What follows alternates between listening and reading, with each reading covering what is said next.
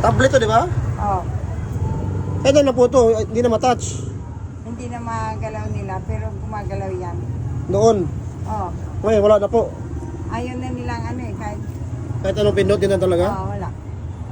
Paano kaya to? Kailan lang po na eh? Nung isang linggo lang. Nung ano pa? Nung...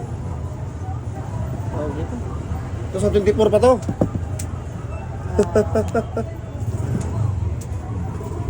Nalubat na to, hindi pa. Ha? Nalubat na rin to, hindi pa. Ay, hindi naman nilubat pa eh. Hindi pa nalubat. Hindi pa.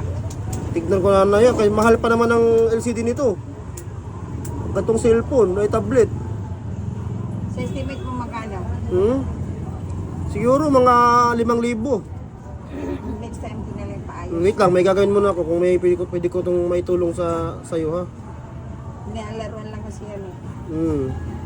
Tignan natin kung magta-touch ba siya ulit. 5,000 kasi ang iPhone kung yung tablet kong iPhone eh.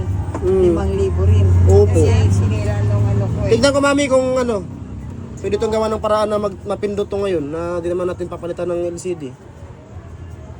Sana magpindot mami no. Lang mami ha.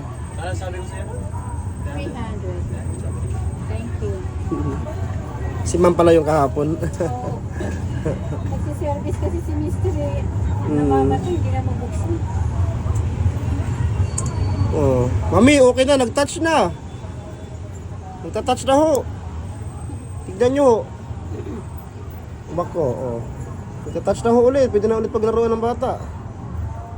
Oh, okay na pala mami. Oh, okay na. Magkano? Ha? Kano ba yan? Thank you ma'am. Thank you po. Ano milo? Okay na mami no? Okay na ma'am. Ano magkano ang bayad ko? Wala na po, okay na po yun. Thank you. Opo, sige po mami.